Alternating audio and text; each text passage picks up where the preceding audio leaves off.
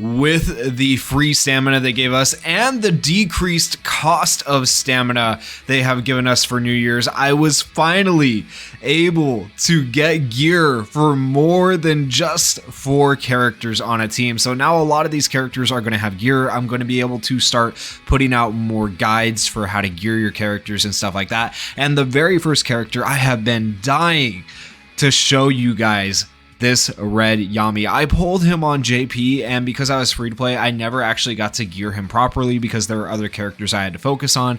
Well, now that I am paying a little bit on this game to get stamina and stuff like that, I took full advantage of the decreased cost of stamina today to get gear, and I feel like I finally have this red Yami to a place where I feel like I can show you his gear and show you an optimal, well, somewhat optimal build for him. So the thing about red Yami is he's actually still decent in PvP. I wouldn't call him meta right now, but where we're at on global, he's still decent. He has his uses, so if you happen to pull him, you might want to use him right now. And then in the future, he is going to be immaculate in PvE. He's really, really good. And in particular, he's going to be really good in the Hall of Illusions. I think it's like stage 80 where you take on Raya. I don't know if anyone else has gotten there right now, but I am on that stage, and oh my gosh, 250 CC or combat class is what it wants you to have, and most people are at around 200,000 right now. This guy can help you clear that because they are green enemies and he's a red type attacker with a guaranteed stun. So he is really, really good for PvE content. With all that said, today we're going to go over his skills, we're going to go over his gear, we're going to go over whether you guys should enhance this character or not. We're going to talk about his talent tree and what talents you guys should be working on. We'll talk about skill cards that you should be equipping to him. And then at the end, we'll talk about potential PvP and PvE teams that he fits on. So let's start by talking about his skills and seeing what he does. So for his skill 1, it is called Continuous Slash. It inflicts a bleed on all enemies upon landing a crit, dealing continuous damage for 2 turns. This is quite literally his best move in the whole kit. It's insanely good for a skill 1. The AoE damage is absolutely nuts. Okay, so when it comes to upgrading your skills, you're going to want to upgrade that skill first. It's so good. And then for skill 2, Wind Slash, you get the additional bottom part from having a skill card, but upon attacking an enemy afflicted with bleed, inflicts a stun status ailment upon them for 1 turn. So if you bled them with your skill 1 on turn 1, and then on turn 2, you attack them with skill 2, you have a guaranteed stun. This is actually really helpful in PvP as well as PvE. It's good in both forms of content. A guaranteed stun is always good, right? And then attacks a boss after granting a 30% increased damage dealt buff. That's the part that's really good for PvE.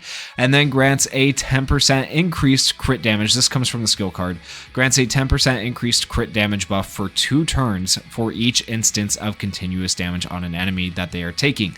So if an enemy is taking multiple bleeds or poison or burn or whatever else, you're going to get increased crit damage, which just makes him hit so hard. It's nuts, okay? So Yami, really, really good.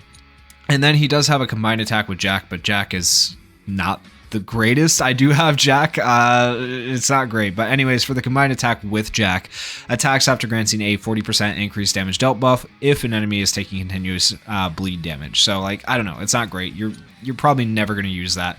So just keep that in mind. And then combined attack in general, when an active buff is present on self, attacks after granting a 15% increased damage dealt buff. Like, you'll probably never use the combined attack. You'll use the special more than you'll ever use the combined attack. So don't really worry about leveling up the combined attack. So when it comes to these skills, which one should you be leveling up? Well, level up skill 1 first. I would say then probably level up skill 2. Or skill 2, and then I would level up the special. That would kind of be the order I do it in, but feel free to do it however you guys want. But definitely skill 1 I would say first, because it's going to be your main source of damage. It's absolutely insane.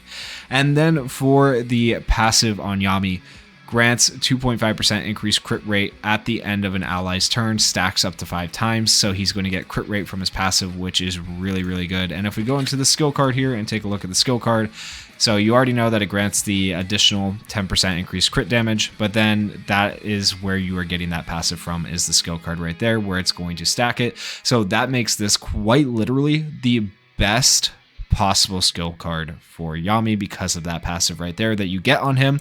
You will not have that passive if you do not have this skill card. Okay, so you want to get that if you can. There are other options for skill cards. They're not really free to play options though, I'll be honest, but they are decent options. So a lot of people probably have this skill card if they started playing the game recently because the game has just come out on global. This is the Season 1 skill card for Asta. And what this skill card does is it applies a 12 to 24% increased crit damage to self. So that's going to obviously be really good for Yami, a character who thrives on crits. Okay, and then for the second skill card, Condemnation of Light, this just came out with Licht and Raya.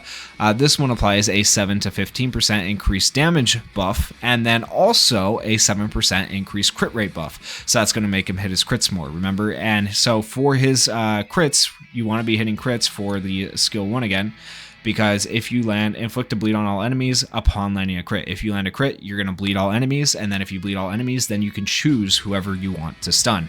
So it's very important that you have crit with Yami. So if you don't have the red Yami skill card, then you are going to want to go for like basically crit skill cards that are going to increase your crit rate or your crit damage.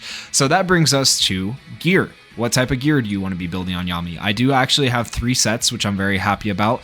I'm not happy with all the sets that I have on Yami, and I know gear can be confusing, especially for people who are just starting to play the game. So I'm going to do my best to explain it in simple terms for the people who are just starting. If you aren't just starting, I'm sorry if it's a little too dumbed down, but it is what it is, okay? So the main stat that you want on Yami is going to be attack. So when you look at all these gear pieces, you'll notice that all of them are attack. And that is going to increase how much damage he does. So if you look at the overall attack, we're increasing it by 15,971. Whereas if you look at like HP, defense, magic attack, we're not really touching those stats. Our main goal is just to make Yami's attack as high as possible so he does as much damage as possible. Okay, that's your main goal. Then your secondary goal is to get what are called gear sets, where you want at minimum 2 gear sets, at maximum 3 gear sets on a character. Okay, so the gear set I have right here is a speed gear set, and this is the one I would change out. I would actually want like a penetration gear set. I think that would be a little bit better for penetrating defense. And so what this does though, if you have 2 gear pieces that are the same type, so the Traveler's gear pieces, right? Traveler's map, Traveler's compass, whatever. If you have 2 pieces of the same gear set, then if wearer is afflicted with a status ailment, grants a 20% increased speed buff for 1 turn. So that way maybe Yami gets a turn a little bit faster if you're in PvP or PvE. And then these ones are the better ones. This one's a really good one. This one is like the best. Grants a 10% increased crit rate buff when HP is at 70% or higher. That is really, really good. And once again, I have 2 pieces of gear from that set, the Magic Beast Nightmare set. So I have the Claw and I have the Fang for that piece of gear. And then the other gear bonus I have is crit damage plus 7. So I'm getting crit rate and crit damage on the Yami, who thrives from that once again, which is this is like the really good gear, like some of the best you can get. And so right here, Judge's Seal is one of the gears I have on him, and Judge's Crossbow. And so those are kind of the gears you're looking for. You get them from the gear dungeons if you're wondering where to farm them. I got them today from the decreased stamina. They do decreased stamina 50% off every once in a while, so you want to make sure you're paying attention for when they do that. I do videos and put out tweets and stuff like that for when they do that. So if you guys want information for when those discounts are going on, make sure you go down there, hit that like button on this video and hit that subscribe button. Okay, but then besides that, let's talk about enhancements for Yami. So Yami as a character is a character most people probably don't have, because they went and summoned on the Season 1 banners and Yami was out at the same time, and then they've just pushed out a ton of content and people were getting ready for the Season 2 banners before they knew it, with Noelle and Julius, right? But if you do happen to have Yami, should you be enhancing him? Should you be using potentially versatile mage pieces on him, right? My answer is yes, if you can get him all the way to enhancement level 5. Okay, we'll talk about that here in a second. As far as getting to enhancement level 2, it's kind of worth it for PvE content, but if you're looking to use him in PvP, definitely not. Don't worry about it. So getting him to enhancement level 2 grants a 14% increased damage dealt when attacking a boss. That's really good for PvE content. That's going to help you get through bosses that are harder, right? So pretty straightforward on that one. Now here's the really good thing though, if you do get him to level 5 for enhancement. When attacking a boss, grants 14% increased damage dealt, so you keep that. But then you also, this is the PvP part, grant a counterattack for 1 turn at the start of a wave. That is really good because he's going to counterattack with his primary skill, which is an attack all that does even more damage, I would argue, than Noelle's counter and attack all does. Like, Yami is that insane. So normally what people would do is they would run this red Yami with like William Vengeance, who can give a counter to the character with the highest attack, who is usually going to be Yami, right? And then Yami's going to be able to counter. But if you have your Yami fully enhanced, it eliminates the need to run Vengeance on your team, and it opens up more options for like PvP teams and stuff like that. So as far as enhancing goes, only enhance him if you're going to enhance him all the way to level 5, in my opinion. That's my recommendation. And then for talents on Yami, what should you be working on in talents? Well, the most obvious thing would be you're looking for crit damage and or crit rate or damage dealt. So any of those would work for the attack.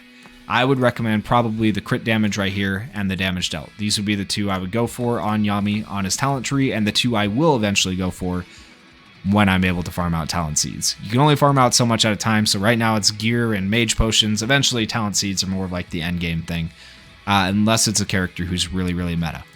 Okay, so then for defense, I would just base defense for most characters. I'm going to tell you this. Go for the defense plus 20%. And the extra stacking defense and crit resist, because it's just going to give your character more survivability, especially when you have an attacker. That's kind of what you want for them. And then when it comes to the support, honestly, it's kind of debatable which one you want to do. You might want to do this one, Swiftness, because it's going to give you an SP, a special point plus 1 buff upon having less than 2 SPs at the start of a turn. If you don't know what SPs are, they are the special points that fill up your special move meter. So you'll just get back your special faster and be able to use your special faster if you have this. The other option would be this one right here, Mage's Blessing, and it's a 20% chance to grant a reduced skill 2 cooldown by 1 turn. I would probably go this route more than the reduced SP route, because your skill 2, if the enemy is bleeding, can have a guaranteed stun. So that's why I would go this route. So I would go for the the reduced cooldown, so you can have more guaranteed stuns, and then I would go for the accuracy penetration. That way you're more likely to do more damage with the penetration too overall. So those are probably the best talents for Yami. In my opinion, of course, build them however you guys see fit. And then for his passives alone, grants 15% increased damage. And then this is, of course, the one that you would unlock if you were to enhance him. So pretty straightforward for Yami. Let's talk about what teams he could potentially fit on. So if we go over here to manage teams, I do already have 2 teams set up for him. This is team number 1 I would recommend to you guys. It is a team with, so maybe you didn't pull Noelle, right? And you're like missing out on the counter meta, and you're like, I want to be part of the counter meta. Well, with this team, it could work. You have Vengeance giving Fortify, giving the counter to Yami. You have a bunch of defense. You have the debuffs with Lotus, the debuffs for speed and stuff like that. It's going to help you out a lot. It is going to be tough kind of to compete against Julius Noelle right now, but this team could definitely work if you have your characters leveled up enough and you have your gear leveled up enough. This team is really, really good in PvE besides that. So if you are able to use this team in PvE, go for it. If you don't want to risk going into PvP with this team because you're afraid you're not going to be able to compete with the meta, I would recommend probably a team setup like this. So this team setup is really unique because you have William, who's one of the fastest characters in the game, so he will still probably go first. And when William uses his special, look out of here, it does some interesting things. It grants all allies a Fortify level 3 buff, which reduces damage taken by 34%. And then it grants a counterattack to the ally with the highest all attack for 1 turn. Okay, so that will be Yami. So you will be able to counter with Yami on turn 1. You could also potentially give a barrier with Noelle because your teammates should survive because of the Fortify, and get a counter on Noelle. And then you'll heal your damage back up while you have the barrier from Noelle with Charmy. So your team, while it might not be the fastest team, it should be fine because you're going to have 2 counters going at the same time. You're going to be healing and you're going to have a barrier. This is like a really strong potential team for PvP. And I will be doing a showcase later on with this red Yami in PvP. So make sure if you guys want to see that, you go down there hit that like button, hit that subscribe button like I said before, and leave me some comments about what you guys think about this red Yami build. Are you going to use it? Are you going to try it out? Did you get lucky enough to pull him? You know, let me know down in the comments. And thank you guys so much for watching. Peace. Can anybody out there